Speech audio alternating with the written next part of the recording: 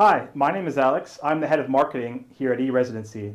I'm so happy to present the next conversation, this time with e-resident Louis Williams. Louis is a British-born Estonian e-resident whose Barcelona-based accountancy firm, Entre Trámites, helps entrepreneurs around the world deal with issues related to cross-border business and taxation. Louis describes himself as a serial entrepreneur who's also written a book about Brexit.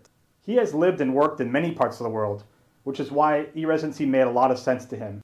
So I hope you enjoyed the 7th video in our series, Conversations with e-Residents, and make sure to check out the other videos in this series as well to hear even more fascinating stories from e-residents who live, work, and do business around the world.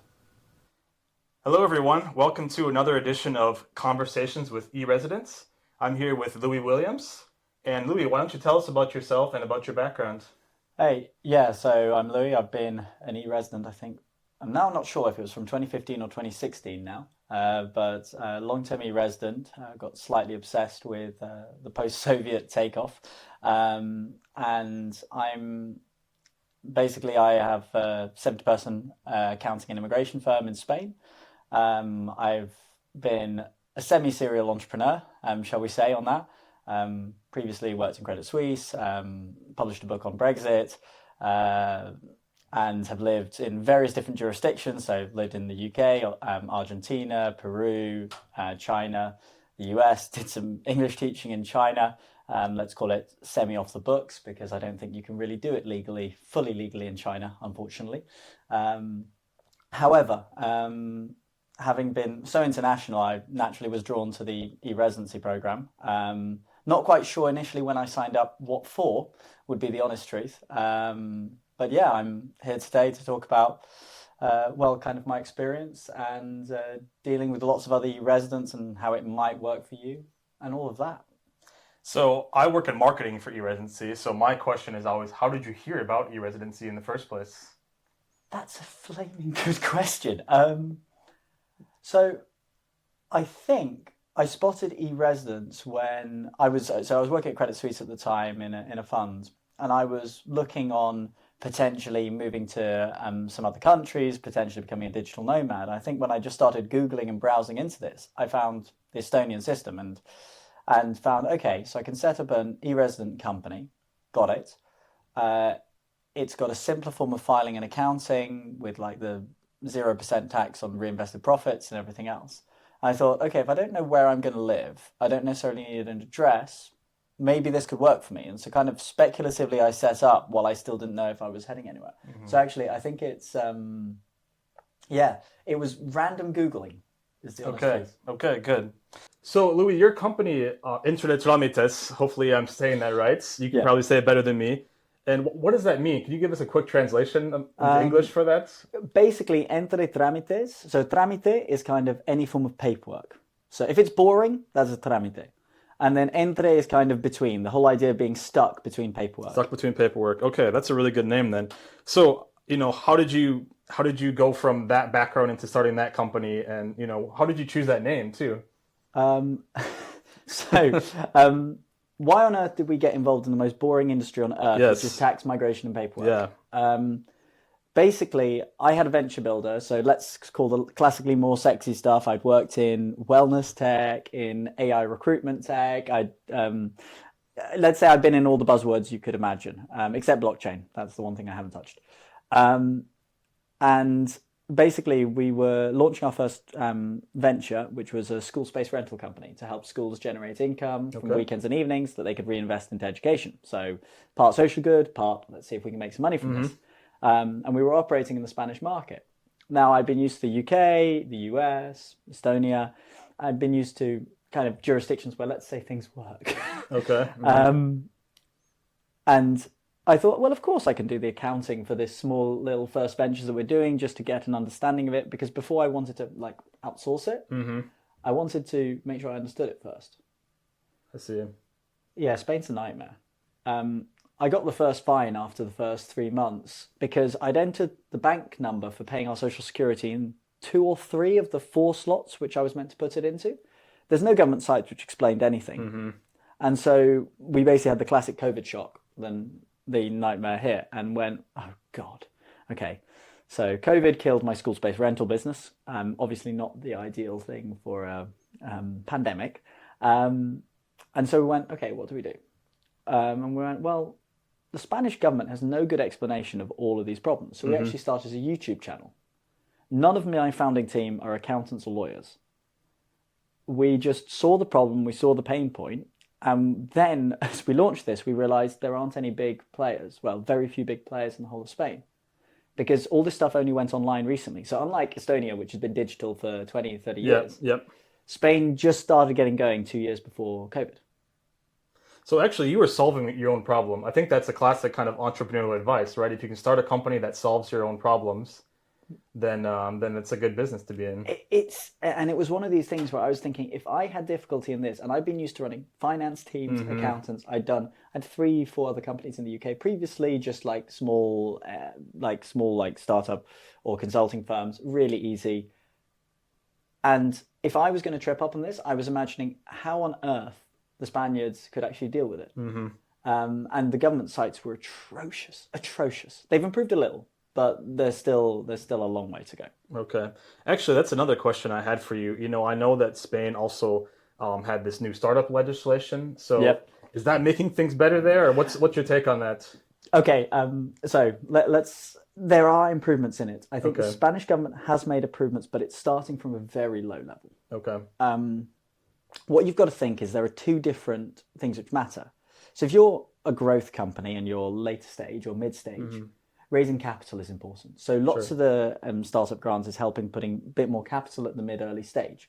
So it's the classic thing, let's throw money at a problem. But what do small companies care about? Small companies care about bureaucracy, paperwork, and how much time you take on these administrative costs. The problem in Spain is you still have a system where you've got high notarial costs, you've got high mercantile registry costs, quite long delays to get things done. So they partially digitized part of the system and then the other part. So it's like, rather than fixing the hole in your boat, you decide what we're going to do is we're going to attach 2 floating rafts on the side to make it balance a bit better and spend more money on making it bigger so that the hole is only very small compared to how big the boat is. All right, so there's still some work to do, is what you're saying. It helps. It's a reform. It makes it easier for investors to invest in Spanish companies, and it will help the ecosystem. But I honestly, I don't think, and many of anybody's listening here from, let's call it the non-Anglosphere jurisdictions, and outside of a couple of the Nordics, Estonia, Singapore, largely, paperwork and bureaucracy and government services are really problematically built. Okay. And Spain is just one example of that. And there's entrenched interests. And it helps, but it's not got us all the way. Yeah, and you mentioned, the difference between large companies and small companies. I think one thing we've seen at e-Residency is in the past, there were these companies that were doing business across borders were these large multinationals. Yep. They had big teams to do this, and even they struggled with understanding the laws of doing business cross-border and everything. And now freelancers and small businesses are trying to do that too. So what are your thoughts on that? Right. So this is where we get into a classic issue, right? I came from the classic, let's call it British school of thought, which is, okay, you've got black and white, and grey zone is when you genuinely don't see something which is defined. The real problem you have with international commerce, let's go with the basic example of e-commerce and services, right? So just touching on this, if you sell to another jurisdiction under VAT law in most countries, you cannot sell into that country an electronic service to a consumer without registering for VAT. You've exempted markets like the UK, US, Canada, Australia, which say until you go over 10,000, 80,000, 100,000 in value, you don't need to register if you're an overseas seller. Okay. Because in practice, it's impossible to comply. I mean, imagine you're selling an online course and you've got a buyer in Kazakhstan who spends 30 euros. It's going to cost you 300 euros, 400 euros to register in Kazakhstan. The compliance costs are going to eat that profit potential for it. So in practice, the whole e-commerce market on non-goods, goods is different because there is clear tracking of it, but when we look at services, the whole market's working technically outside of the law in most jurisdictions. And it's a very tricky thing which now comes because, previously, the tax system was designed for things being within borders and then goods being shipped across. Let's use the classic example we touch on, which is imagine a yoga class. Now people do online yoga classes, right? Sure, yeah. If you went back, or fitness class, you go back 30 years, 40 years, you couldn't have had a live yoga class. What could you have had? You could have had a recorded video. Okay, Sure. So that gets sent in the mail. That lands with you. That's easy. That gets taxed on import. The product lands. It gets taxed with sales tax in its local country. It gets distributed by a local retailer. It goes through various steps. Now you send a file online. Can anybody really see where that is, how the financing and how the tax structuring works? On the other side, what about a live class? And this is a classic one in VAT. So when you're sending a recorded channel, it gets taxed in the country where it lands. Okay? Yep. Not where you sell it from. It's the same as that video you sent before. If I ask you, let's talk about a live class. Where is that taxed? Where the person is and the client is, or where the person who's doing the class? I would guess where the person is doing the class, or... So this is the classic mistake, and it's not easy. And so what happens is people think that that's going to be the case. But actually, it's as if you went back 30, 40 years, in order for you to have had that live class, what would you have needed to do? You would have had to get on a plane, fly over to the other country where the person was having, have that live class. So it's treated as if it's there. Now, this is just one example. And the reason I touch on e-commerce is because so many residents are probably dealing with e-commerce. Yeah, many are, yes. And VAT is a landmine. Now, in general, the reality is you don't need to heavily comply in very small markets because it's impossible and nobody does. And I'm not just talking about small companies. Almost nobody in the whole e-commerce market complies in these electronic services. There is an exception, which is selling into the European market. Because the European market is so large, they've made a restriction which says from the first euro you sell here, you have to be registered. So one thing which is very important for anybody who's looking to operate in the European market from outside is have some level of European registration. Now that might not mean that you need an or a limited company, anything like that. It could just be a VAT registration. And that's one of the things which, just for anybody out there who's got an e-commerce, they're in the US, they're anywhere else, and they're looking to sell, is because the European market have created the consolidated rule for the all European countries. It's a one-stop shop. One-stop shop, exactly. Yeah. And whereas they created 10,000 limit for companies within Europe where they can sell and ignore the ruling, and we won't get into too much complication on that. Yeah.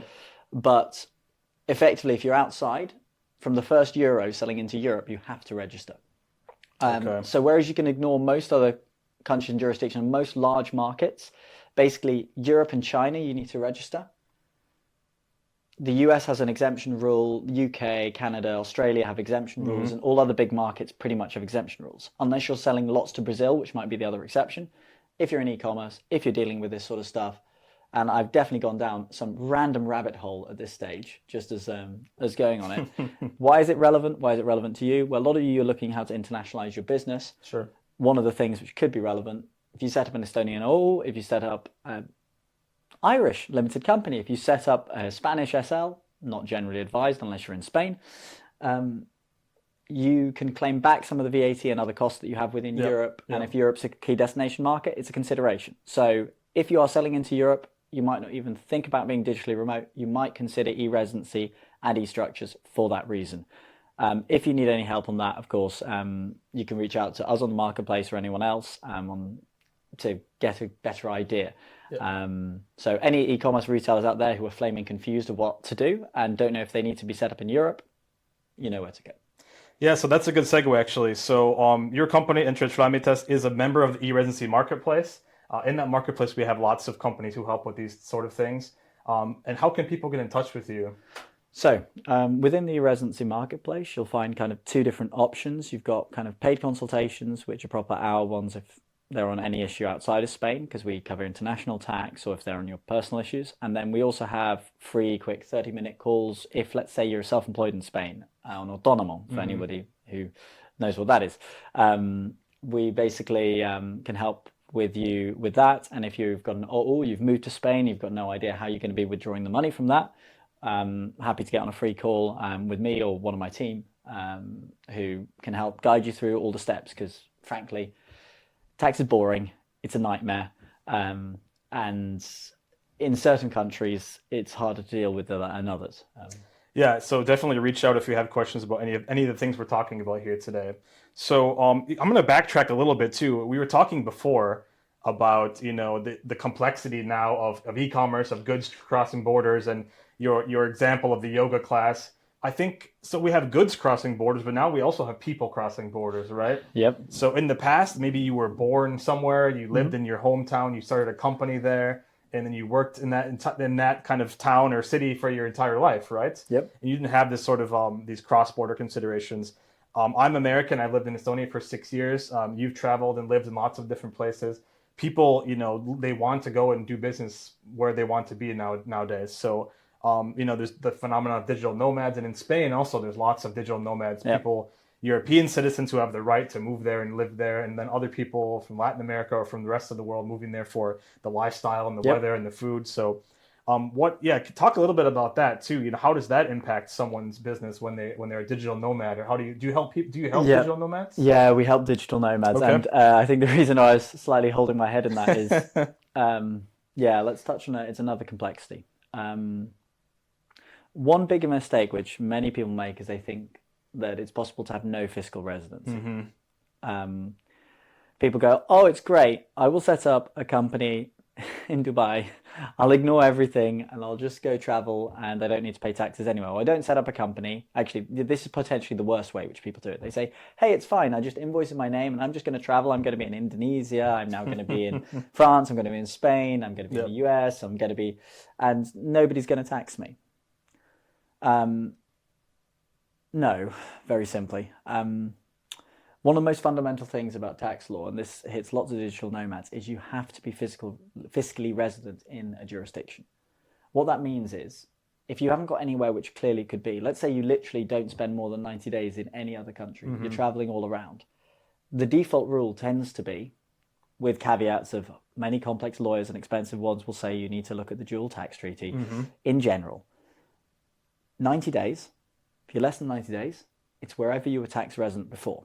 This is one of the things which I read about, where people call about flag theory. Yes, which is where you plant your flag somewhere where it's tax advantaged. Now, for flag theory to work, you need to make sure you physically lived somewhere, you created residence in somewhere, and then you clearly don't create a link to any other jurisdiction afterwards, where that becomes the closest thing to a home. So if somebody was coming to look at it, they would say, it's true that your closest thing to home is this place. The other thing, so within that, why on earth would you consider why is this related to Estonia? Why is this related? First things first, Estonia is not a tax haven. It doesn't have the fiscal benefits of going, let's say, to the Cayman Islands and disappearing off and avoiding to pay tax on yours. But it has a very intriguing tax structure, which is the following. In Estonia, with an OU, which probably 90% of the people watching this video already know, your profits when you make them are not taxed within the entity.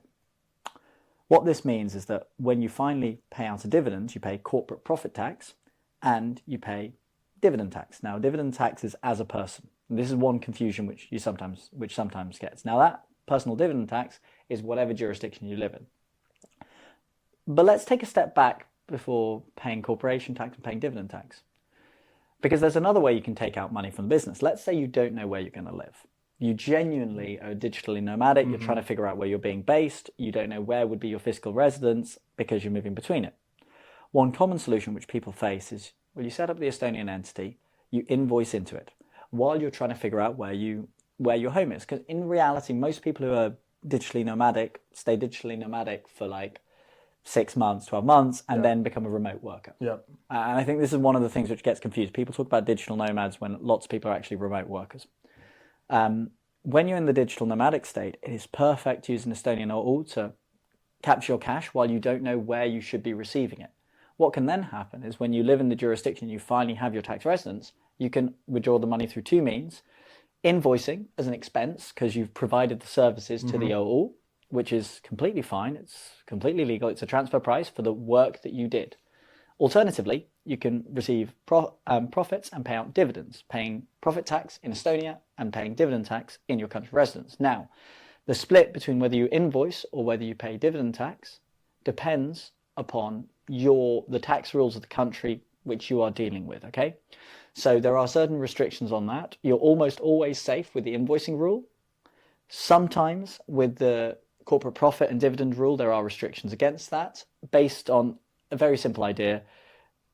If your work is delivered from a place, you should be basically paying the tax on those profits in that place. But the Estonian law is perfect for this. And there's also one phenomenon which I think less people have mentioned about, because e-Residency was built on this whole e-resident complex, right? Sure, yep.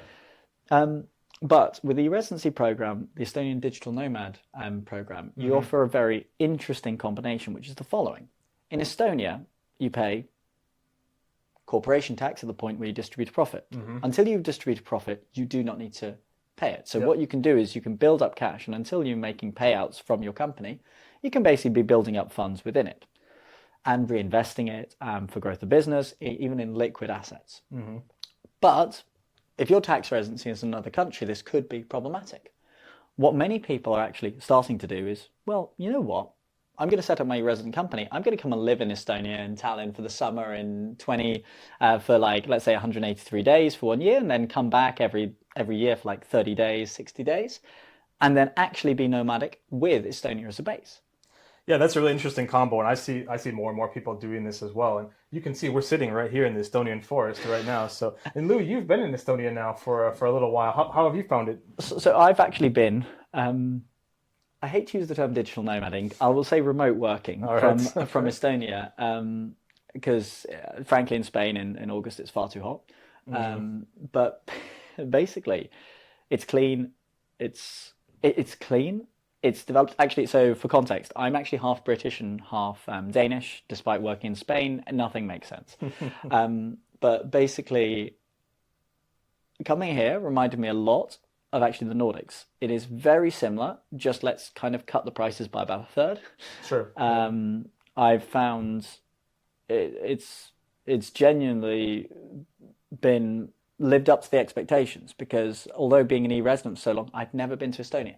I've now been here for 2-3 weeks, and yeah, it's been utterly pleasant. And the forest, which you see there, it's covered in forests. If you want to escape from people, you can just disappear into these, and you don't need to see people for days. Alternatively, you come to Tallinn, and there's lots of life, all the food and everything else. Yep. But I really want to highlight this because it's something which is largely ignored when people talk on e-residency, is the possibility of e-residency and then establishing your base. Because the other thing which is intriguing in Estonia is you guys don't have a dividend tax. You've got the corporate profit distribution tax, but you have no dividend tax.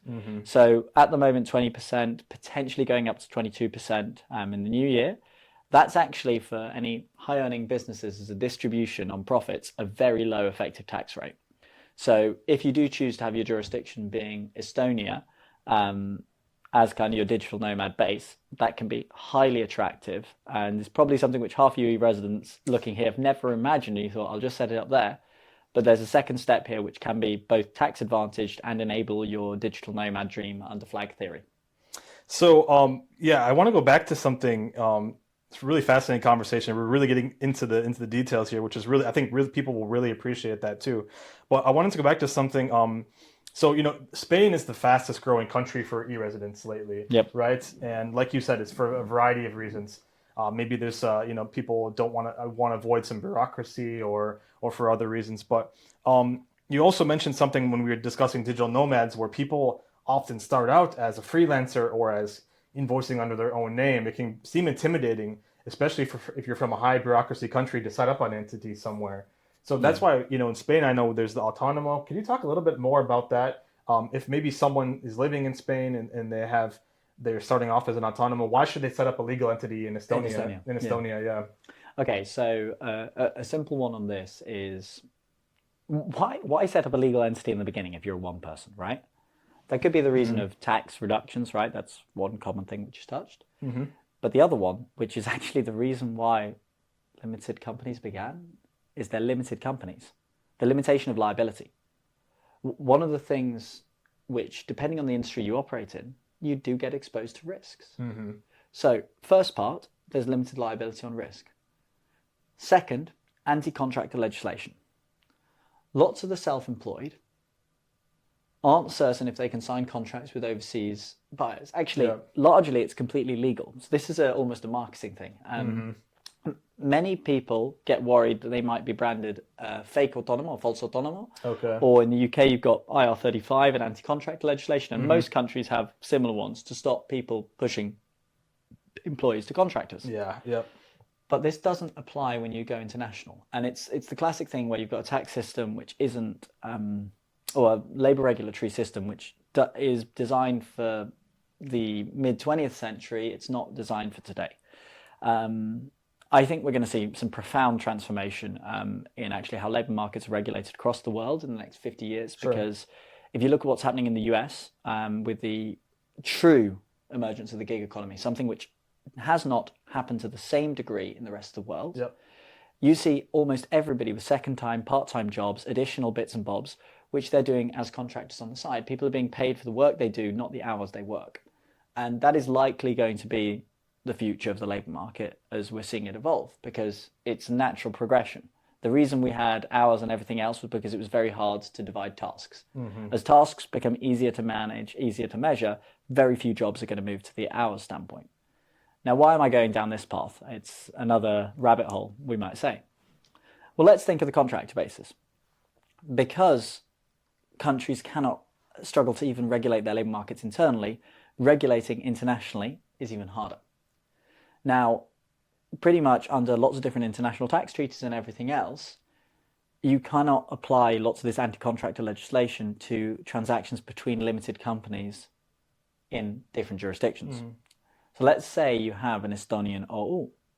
What can this enable you? Well, you might have a UK or a US entity. US is usually a bit more relaxed, but let's say UK, German, Nordic company offering remote work in Spain. So you're a software engineer in Spain. And they say, wait, hang a second. We can't pay you as self-employed. We need you to have a limited company. We need, what company are we going to pay you? This is a really common thing, actually. Really common. Yeah. And often it's HR departments not understanding international regulation. Actually, you can almost certainly register as self-employed. Yeah. But try telling that to the HR team who are out in the UK, terrified on IR35 legislation, or Germany, even worse. Try and explain that to them, no chance. And that's the reality. So for lots of Spanish remote workers, digital nomads, they might be perfectly happy being an autonomo, but actually in order to market and win more services and more clients, they might need a limited company. And looking at the administrative costs in relation to an SL, and if they're not sure they're going to stay in Spain for more than a few years, actually, there's another thing which we get a lot, which is people asking, well, I'm not sure if I want to stay in Spain forever. Yeah. I'm here for a couple of years, I'm not sure where to go. And that's where the Estonian OÜ comes in light on its own, because it's so easy to move jurisdiction. Some portability there. Yeah. You just set up a self-employed in whichever jurisdiction you have and invoice across. This is something we hear all the time at the e-Residency program too. People, especially now, people aren't sure. They want to be nomads, but people are nomads for a few years. Maybe they try it out for a few months and it's enough for them. So this kind of like ability to take your company with you is something we talk about a lot. Yeah. And it gives certainty for the other side. I mean, if I see my client, the guy's invoice, people say, yeah, it's fine, work from wherever, care what work you do. But think of the traditional marketing team who says, hey, I've got an invoice. Why was it the UK? Now it's Malaysia, now it's Nigeria, now it's Australia. What's going on here? Is this guy working? The problem is you've got to remember, lots of people who are on the buying side are very traditional. And it's stupid, but by having the stability of an Estonian entity, one jurisdiction, when you travel, it gives confidence. Sure. It seems more professional. It's silly because it's basically marketing and brand positioning. It's not an actual operational need, but it's relevant. So we've been talking in the last few minutes now about kind of future-looking things. Like you were talking about trends in the gig economy and trends towards maybe more people, becoming entrepreneurs, setting up side businesses, things like that. Estonia has always had the tradition, I think, because of its ease of doing business here, like we've been talking about. It's so easy to set up an OÜ, a limited liability company here. Yep. Everyone just has one. I think everyone has one like they have a hobby almost. You meet in every Estonian, they have a company. So But I wanted to ask you, you've done business in lots of places. You're constantly comparing in jurisdictions, things like that. What can Estonia do better? What's next? What else can Estonia do? Okay. If you had one thing, Accelerate Estonia, it's a program in the Estonian government. Yep. Similar to e-Residency, they allow you to get a grant to fix the country. Yep. And their slogan is, if we gave you a country, what would you do with it? So I would ask you this question. What would you do with it? Oh, I like that. Okay, just to give some context, because I realized on intro I didn't mention this. My background's as an economist, geopolitical analyst, and my when I used to be studying economics, previously my specialization was in public economics. Okay. So it's a particular passion point, even if I wouldn't claim to be the best of my year at all. Actually, definitely second half. Okay. So when you do growth dynamics, what you tend to look at when you look at a country is you see, okay, what things are very expensive relative to elsewhere, what things are hard to do. So let's go through the things which in general are easy, eliminate them to get to then what is hard. One, you've got the average level of education, which is pretty high. If you look at PISA rankings, you've got a pretty good result. Yep. Second, bureaucratic barriers, pretty limited. And I think the most useful thing to mention on the resident one here is it's not just when you set up, but it's afterwards. It's integrating with banks. It's every other second process that you have before. So bureaucracy, government barriers, more limited. Okay, so we've got education, we've got that. Infrastructure, it's okay. But let's say that infrastructure could be an interesting one to touch. Sure. Yeah. But depending on population density, there are some areas to work on that. So infrastructure, let's put that in the question mark bucket for a second. Okay, let's go through the other barriers of what we've seen. You've got the potential, there's one, linguistic integration. So one thing which is quite interesting that you've got, and it's through the history of it, what percentage of the population is Russian speaking by first? I don't know the statistic offhand. 15, 20%, something like that. Yeah. So now, about half of those, what you'll find is lots of Estonians speak fantastically English. It's to the degree, and if they don't, maybe some German, maybe the other parts, even in rural areas. The reason I mention this is because of the internationalization. I think there's one part which is a little bit of catch up of helping those communities who might be slightly more distant getting connected. Sure. Tallinn is a metropolitan part, so I'd say English language reinforcement in the more rural areas, and to basically replicate what you have in Denmark, Sweden. That's one step. On other parts, you've got educational delivery infrastructure, potentially on population. Because the birth rate, although it's been recovering a bit, the birth rate was a bit lower. So one thing which Estonia probably needs to do is actually reinforce population growth through most likely increased migration flows. Sure. Yeah. Now, there are efforts being made towards that, but I would say migration flows, a bit more on English language education. And then the only other thing that I can think potentially on capital allocation would be on continued infrastructure improvement. So the infrastructure here is pretty good, but if we always say that Switzerland is the goal or aim when you look for infrastructure, you've got a bus system which works pretty well within city, within coaches and parts on that. You've got the internet infrastructure which works decently, but for instance, energy infrastructure is quite expensive, right? Yeah. There's quite a high dependence on imported gas, previous other alternatives, backfills of that, which leaves you a bit exposed. Now, that doesn't matter too much for the tech sector, but it increases more the costs for people, industrial sector individuals, and there. In general, I mean, for context, Estonia is known as kind of the growth miracle post. Certainly, yeah. And I mean, you've been living here 6 years. I'm going to turn it back on you. Sure. Because that's from me looking on a economic outlook from reading lots of articles on what's happened in growth. But you live here. What blockages do you see?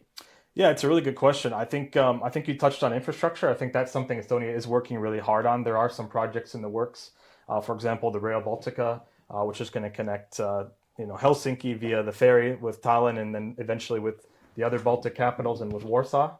With train. I think there's some road infrastructure, big projects via Baltica, across for trucking, for shipping, things like that. So I think that's a big challenge. But otherwise, you're right. I mean, I've lived here for 6 years, and it just keeps growing. You see cranes in the sky everywhere, housing being built.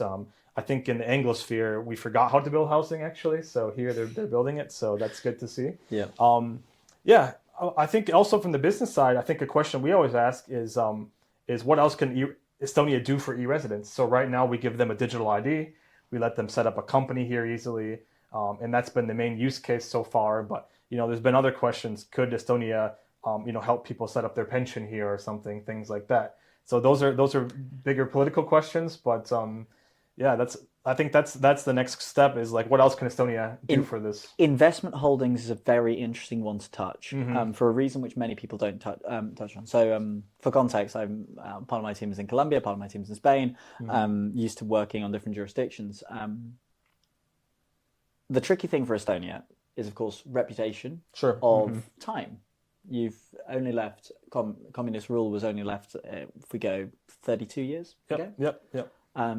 Actually, 32 years ago on Sunday, right? Yeah, they just celebrated here. Yep. Tallinn TV Tower. Yep. On the investment landscape, it's a very interesting thing for people who are potentially in jurisdictions which are less stable. One of the tricky things that you find is we get used to the level of financial integration in Europe and many jurisdictions, but actually access to simple financial products where I can save, I can invest, I can book the income is tricky.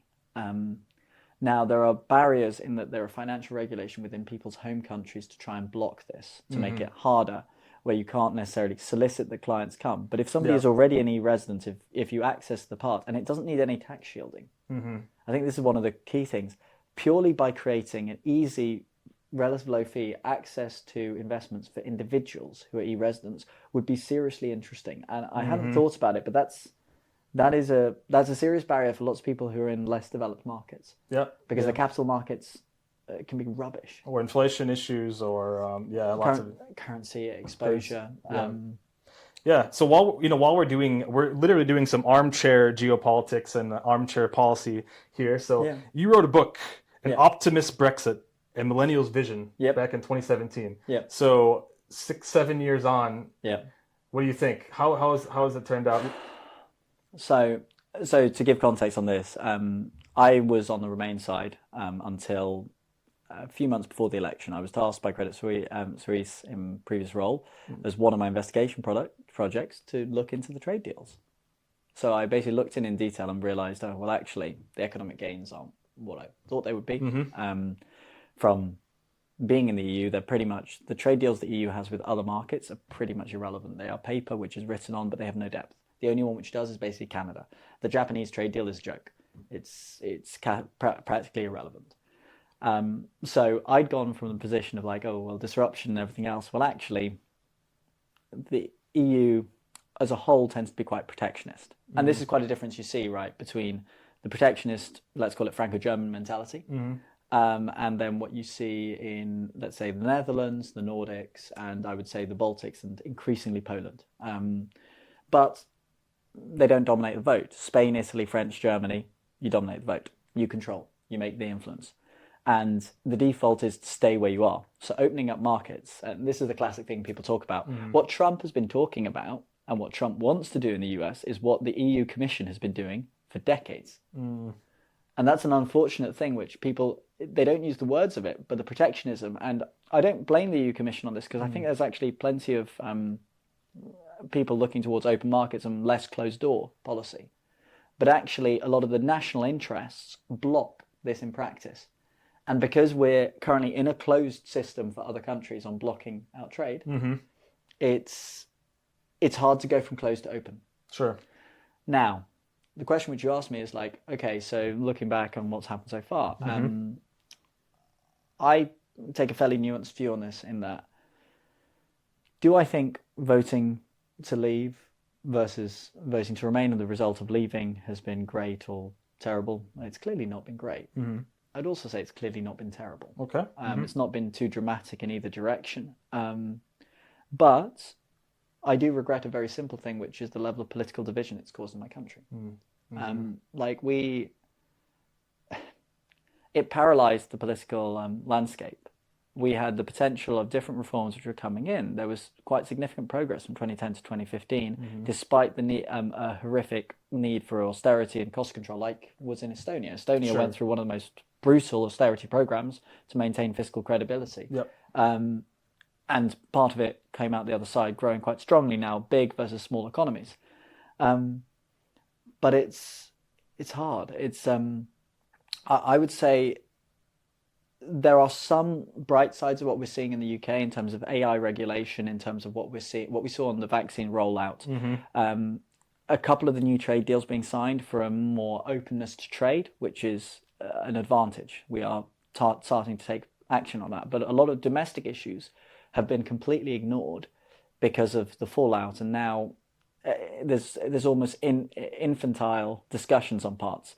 Like one thing people don't know is immigration, of course, was a big part of discussion. Sure. Immigration in the UK is the highest it's pretty much ever been. Yeah. Now. Yeah. Which no one, which is, but the other thing which people talked about is one of the big parts of the vote. Now, whether you believed it or not, but one part was, okay, let's tilt towards skilled migration. Because of the political paralysis, the practical act of that is that the UK practically has not increased skilled migration. The rules which were made to relax and improve skilled migration have had almost no effect. Actually, who've come in? What's the main part of migration? It tends to be actually lower skilled workers. Okay. So you see care workers, but like junior care workers, senior care workers made up something like a third of all migration into the UK for employment purposes.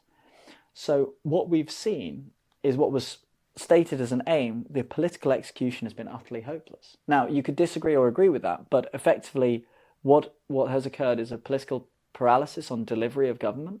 And that's been the sad consequence for me. Not necessarily the leaving or staying. And one thing for context,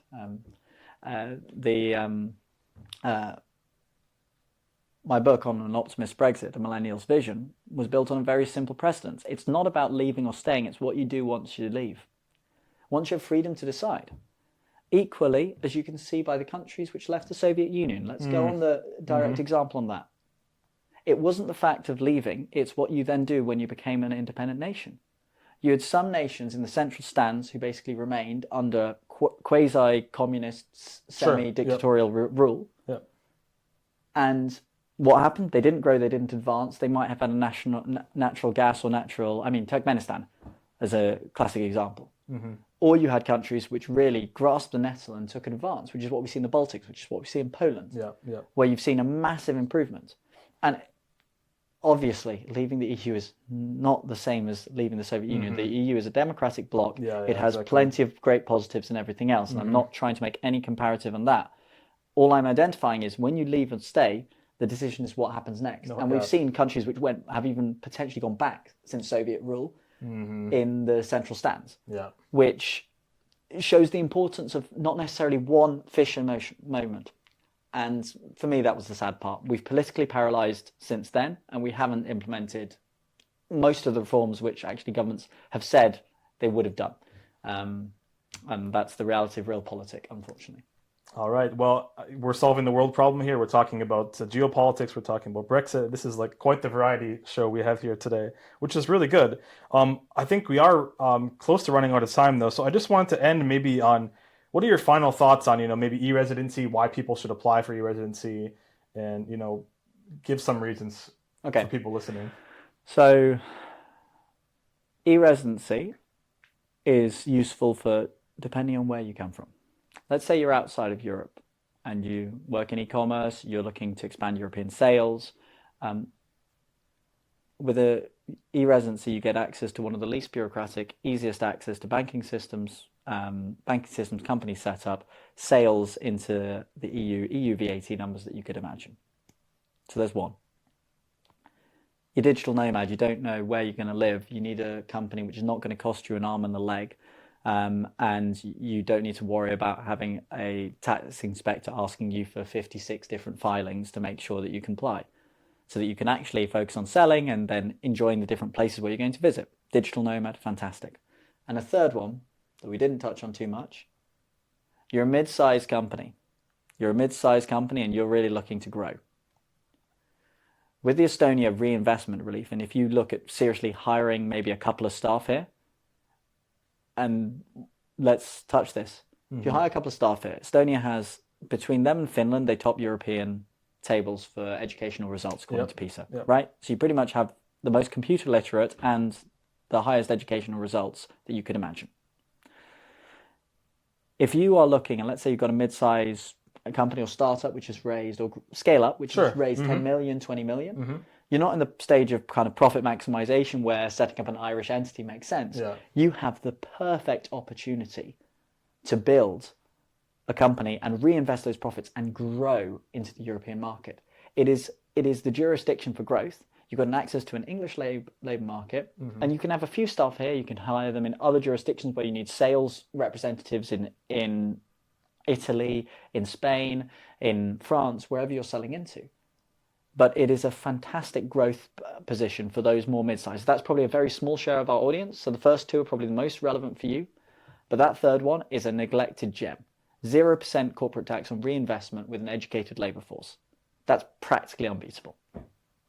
All right. And with that, thank you so much, Louis Williams, Entre Trámites. Thanks for being here today. Absolute pleasure. Thank you very much. Thanks.